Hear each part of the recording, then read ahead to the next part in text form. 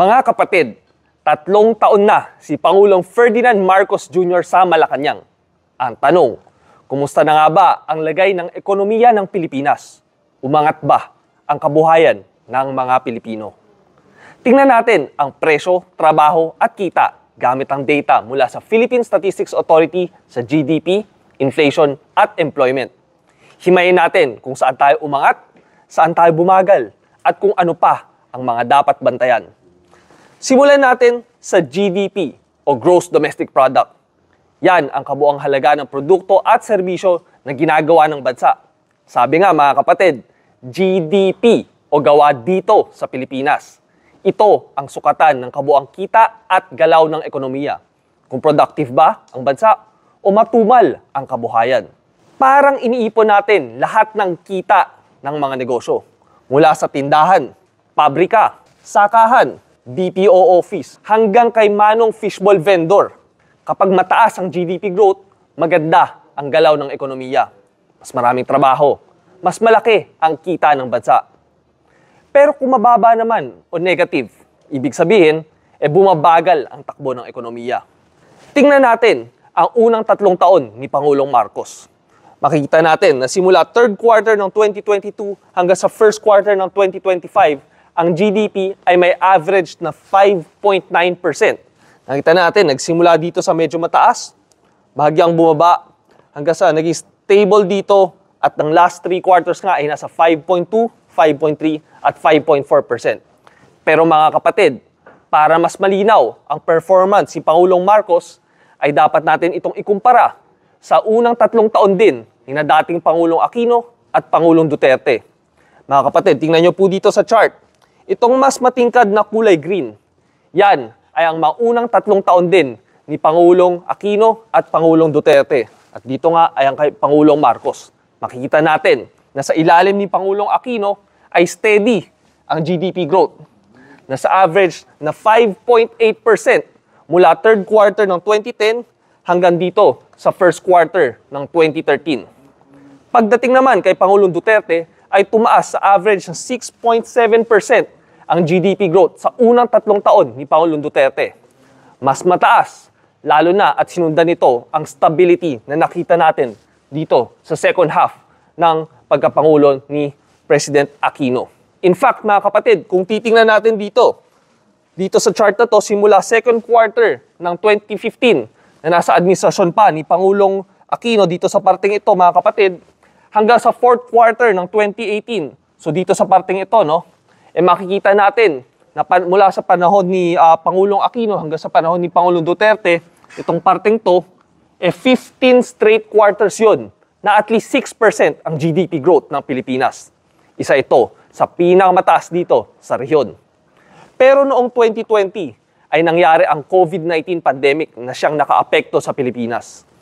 Biggest GDP contraction in Philippine history at negative 16.9%. Talagang bumagsak ang ekonomiya noong kasagsagan ng pandemya. Ngayon, balik tayo dito sa Marcos years.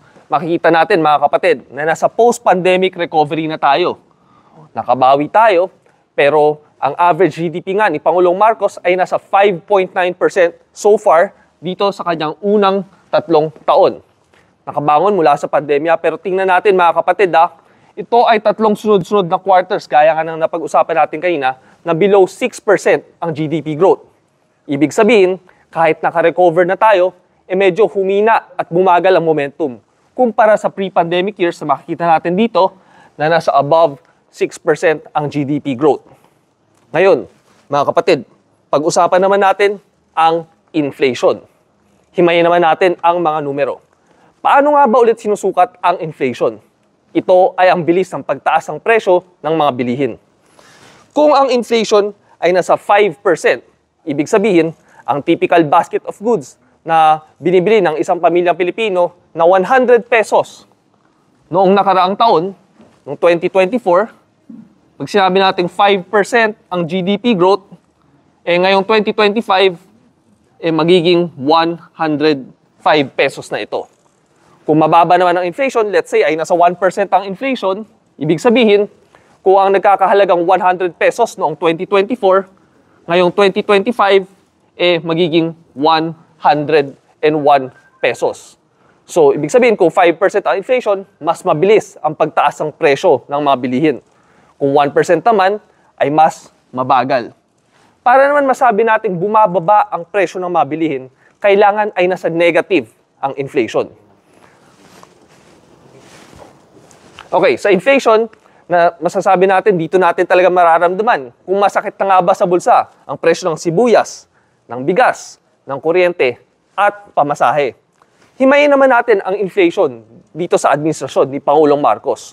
Muli, makikita natin, nagsimula ang inflation na medyo mataas. Umabot pa nga ito ng 8.7% noong December 2022 at January 2023. Pero ang good news mga kapatid, nakikita natin na bumababa na ang inflation nitong mga nakaraang buwan. Pero para mas malinawan tayo mga kapatid, muli ay ikumpara natin sa inflation ng unang 3 taon ni Pangulong Aquino at Pangulong Duterte. Sa ilalim ni Pangulong Aquino, makita natin dito mga kapatid, very stable ang inflation. Ang pinakamataas, umabot ng 5.2%. Pero sa pangkalahatan ay masasabi nating steady. In fact, tingnan ninyo ito mga kapatid, itong parting ito. Dito sa halos 2 years na nasa below 2% ang inflation. From December 2014, so dito sa puntong ito mga kapatid, hanggang dito sa parting ito. Mula December 2014 to October 2016, dito sa parting ito mga kapatid, below 2% actually ang inflation ng Pilipinas. Mula sa latter part ng Aquino administration hanggang sa simula ng Duterte administration. Actually mga kapatid, meron pa nga tayong mga buwan na negative ang inflation dito. Less than 0%. Ibig sabihin, bumaba pa ang presyo ng mabilihin. Pagpasok ni Pangulong Duterte, makita natin mga kapatid na okay naman ang simula, pero sumipa rin ang inflation. At umabot pa nga ito sa 6.9% noong September 2018 na peak ng inflation noong panahong yun, na pinakamataas sa halos isang dekada. Bumaba eventually ang inflation, pero pagdating sa dulo ng kanyang termino, ay muling umakyat ulit ang inflation sa lagpas 6% noong June 2022. At tuloy-tuloy na nga itong pagtaas ng inflation sa pagpasok ni Pangulong Marcos hanggang sa nag-peak tayo sa 8.7% noong December 2022 na siyang pinakamataas mula pa noong November 2008. So nitong December 2022 at January 2023, yan yung pinakamataas sa inflation na nakita natin in more than a decade. Pero ito ang good news mga kapatid. Makita din natin dito sa chart na talagang bumagsak na ang inflation. At umabot pa nga ito ng 1.3% noong May 2025. At makita natin, pinakamababa nga ito sa loob ng lagpas 5 taon. Paano ito nangyari? Isa sa mga dahilan mga kapatid ay ang presyo ng bigas. Ang rice inflation ay nasa negative 14.3% nitong Hunyo. Negative. Ito ay isang record low at ibig sabihin, compared to last year, mas mura pa lalo ang naging presyo ng bigas. Sinabi ni National Statistician Dennis Mapa na nakatulong dito ang pag-roll out ng gobyerno ng 20 pesos kada kilo ng bigas. At para sa mga pinakamahirap ng pamilya na nasa bottom 30% income households, ay nakaranas pa sila ng negative inflation itong Hunyo at negative 0.4% na siyang pinakamababang inflation since pre-pandemic. Ibig sabihin mga kapatid, ay mas mura pa ang bilihin para sa mga mahihirap na pamilya nitong Hunyo kumpara sa nakaraang taon. So in terms of inflation, nakakakita tayo ng improvement nitong mga nakaraang buwan. Ngayon mga kapatid, ay pag-usapan naman natin ang unemployment at underemployment.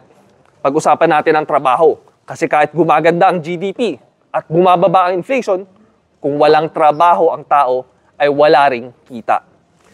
Sa ilalim ni Pangulong Aquino, ang unemployment rate ay nasa 7.1% sa kanyang unang 3 taon, habang ang underemployment ay nasa 19.6%, halos 20%.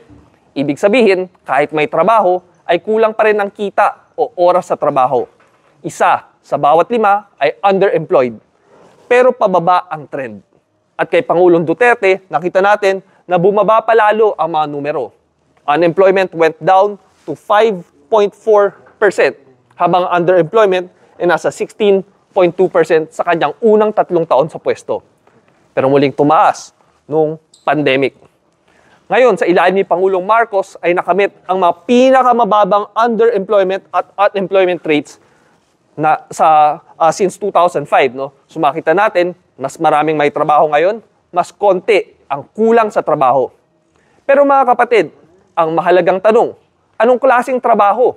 Regular ba? May SSS? Benefits? Minimum wage ba? O mas mababa pa?